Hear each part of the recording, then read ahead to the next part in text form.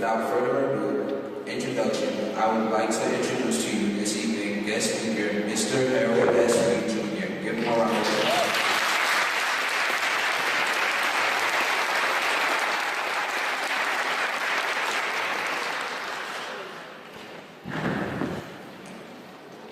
Good evening, everyone. Even though we're here to celebrate tonight, before I get into my prepared remarks, I'd like to make mention that while we are celebrating here, earlier today, one of the most greatest human beings that ever walked the face of the earth was laid to rest, that person being Muhammad Ali.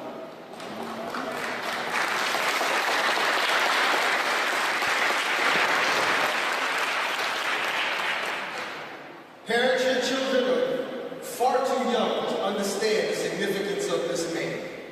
To your children, he's just a name. So I put it upon you, whether you got to go to YouTube, whether you got to go to Google, whether you got to go to Barnes & Noble, find some books, educate your children about this man and the sacrifices that he made him the greatest, not in the ring, but outside the ring and around the ring.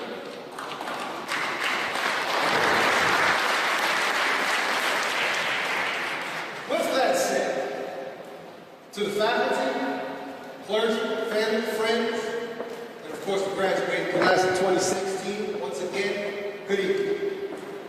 Good evening. I said, I need energy from you. Good evening. Good evening. Right now. So y'all thought just because of the suit, I was going to come up here and be on, so your children already know. See, I know, I'm not that dude.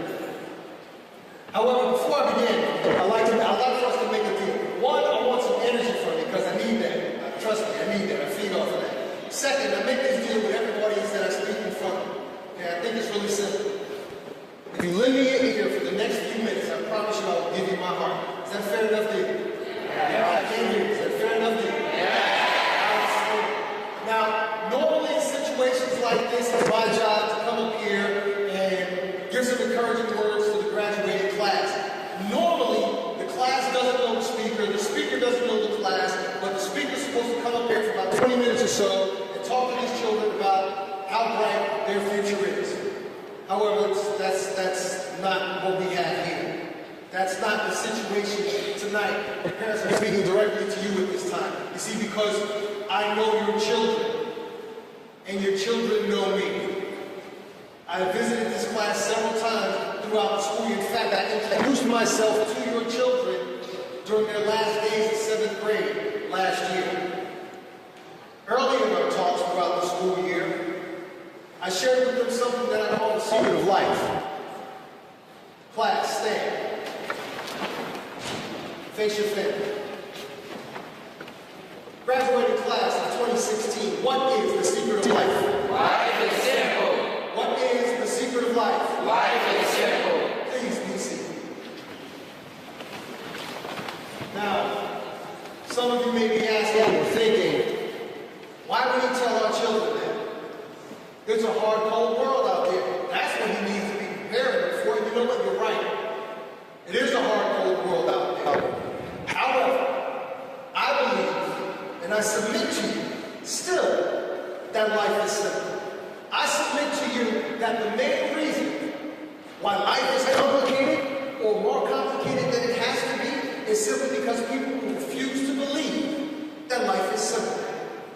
I believe that the food we feed our minds is just as, if not more important than the food we feed our bodies. If we feed nothing but doom and gloom to these young, brilliant minds, then all we're preparing them for is a hard, cold world.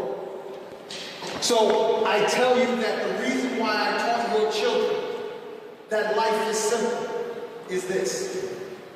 At the end of the day, I want them to know that they're going to be all right. When the skies are gray and the money is tight, they're going to be all right. When people conspire to hold them back and hold them down, if for no other reason but the color of their skin, they are going to be all right. Now, should any of you have any doubts still as to whether or not life is simple, if any of you have any doubts towards the validity of this particular belief, Think not that I am a graduate of Our Lady of the Christians, so therefore I have a scriptural foundation for that belief, which can be found in the book of Philippians, chapter 4, verse 13, which tells us, I can do all things through Christ who strengthens me. Therefore, if we can do all things through Christ who strengthens us, no matter what obstacles are placed before us at the end of the day, what else can life be if not simple, with God as our foundation?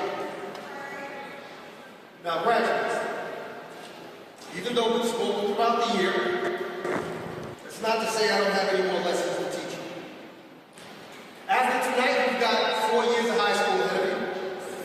After that, you've got 4 years of college. That's 8 years of learning. And with each of those years, the work you do or do not do will make you either stronger or weaker for the following years to come. When those 8 years do come up, you're going to be in your early 20s. You'll be adults. You'll be old enough to vote. You'll be old enough to serve in the military. You'll be old enough to take on the world. But the question really is, will you be ready? Will you be prepared? Now, some of you may say yes, today. But the honest truth is, the real answer to that question will not be known until that time actually comes. So, I assure you that the work you do, and Ms. Brutus, I'm going to throw this word in because you specifically asked me to throw this word in. The values you possess and develop between now and then will determine whether or not you will be ready and prepared to take on the world waiting for you. Oh, because trust me, your parents will tell you, it was out there waiting for you. See, I can assure you that every adult in this room, myself included, has a regret or two in our lives. So when your parents and your teachers and your elders, when they tell you that there's something that you can't do or something that you shouldn't do, trust me when I tell you what they are doing is they're trying to guide you along a path to where your outcomes possess as few regrets as possible. Am I right or am I right? Can I get a round of applause if you do this?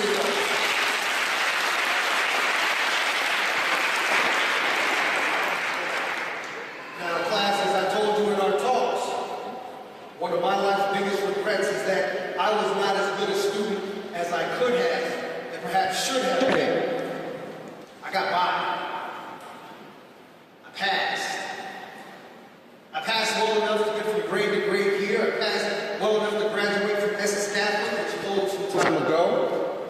But what I learned later on in life and what I want you to learn sooner than later, in fact, what I want you to learn tonight, is that good enough is not good enough because you can always do better.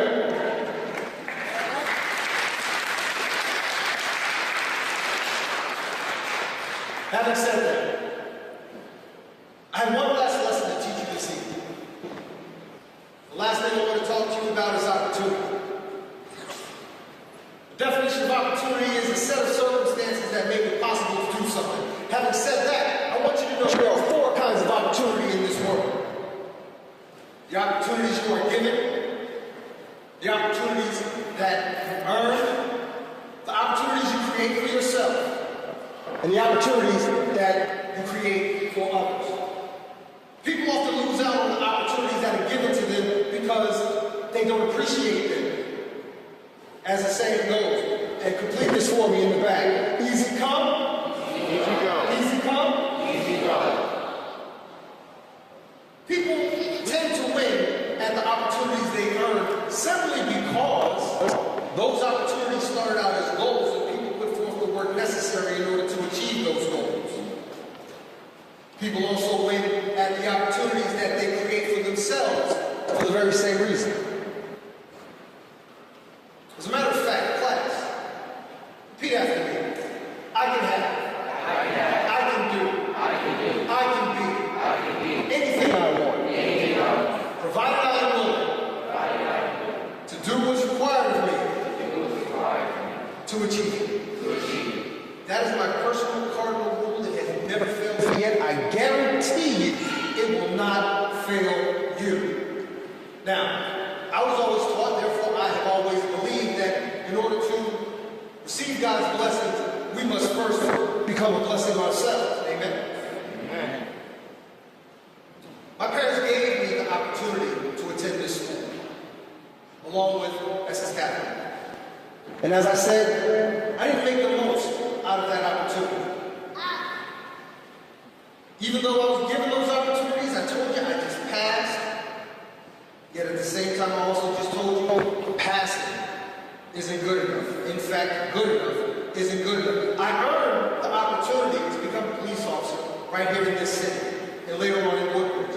With that opportunity, I was able to save some lives. I was able to guide some young people to the right path. I created opportunities for myself when I created my own business as a speaker and an author. You know, as a matter of fact, allow me to backtrack a couple of steps so I can talk to you about an opportunity that I was given. 10 years ago, I wrote a letter to Sister Patricia, and I asked her if I could be one of the speakers to speak to the graduating class in 2006. When I came here and I opened up the program, it said Keynote speaker, Harold S. Reed Jr. I discovered that I was not going to be one of the speakers, I was going to be the speaker. No pressure. And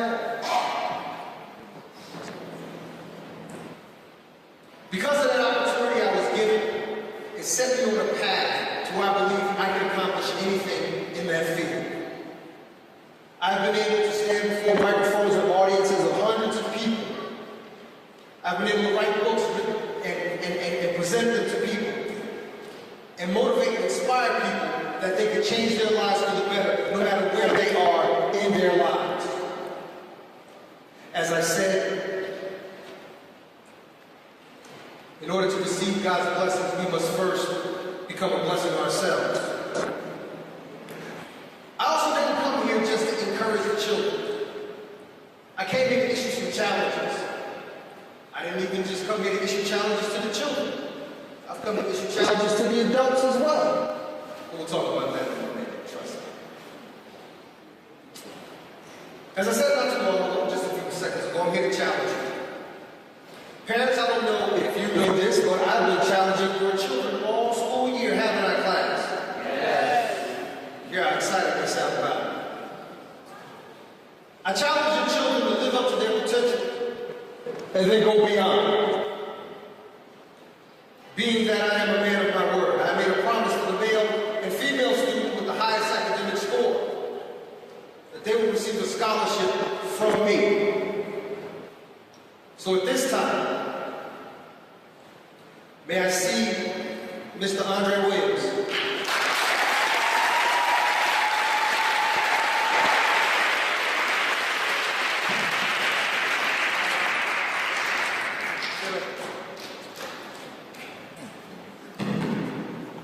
Mr. Williams.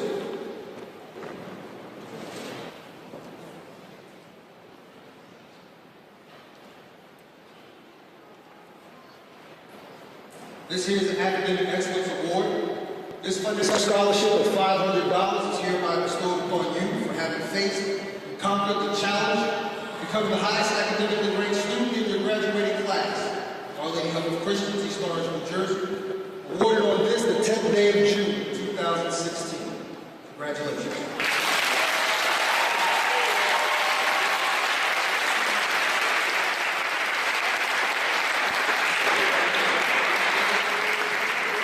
And may I see Miss Kayla Plummer.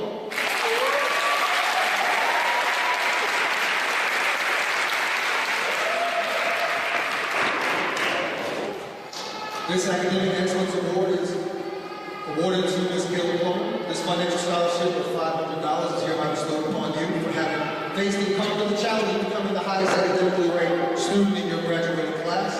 Our Lady of Christians, East Orange, New Jersey, awarded on this the 10th day of June, 2016. Congratulations.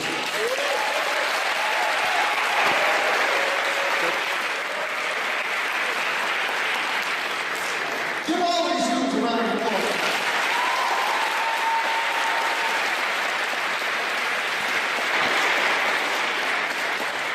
Now, to the rest of the graduating class, got some challenges for you too. I challenge you to make the most out of the opportunities that are given to you, and don't waste them. I challenge you to earn the opportunities that exist for you out there, because no one can ever take away from you that which you have earned. I challenge you to be bold and brilliant. Quite frankly, because the City of East Orange, Our Lady Help Christians, Sister Patricia, Miss Jean Morton Brunis, still get used to calling her Jean, and myself, quite frankly, we don't make no punks. So I challenge you to be bold and brilliant as you go out into this world. And I challenge you, no matter where your life's journey takes you, I challenge you to come back to the City of East Orange, to come back to Our Lady Help Christians and create an opportunity for someone following in your footsteps.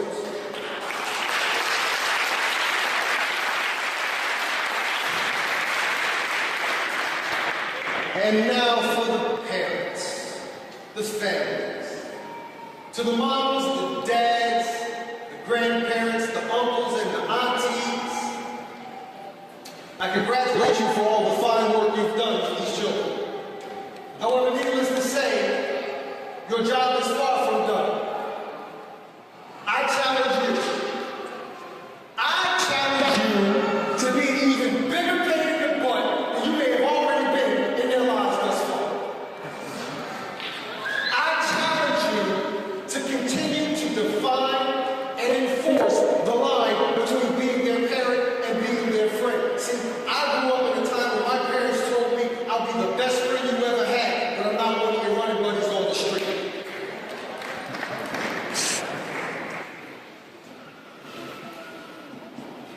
Like charity, discipline and respect begin in the home. If our children don't learn it there, they're not going to learn it anywhere else. So I tell you, those 8 years I was talking about to them, when those 8 years come up, if and when your children are graduating from college, they remember your presence. However, if when those 8 years come up, your children are sitting in a cell, or sitting in a courtroom, or laying in the gutter somewhere, they will remember your absence. I think we can all agree that it's far more better if we have to see black faces in the courtroom, we'd rather see them as judges, cops, and counselors and attorneys as opposed to convicts.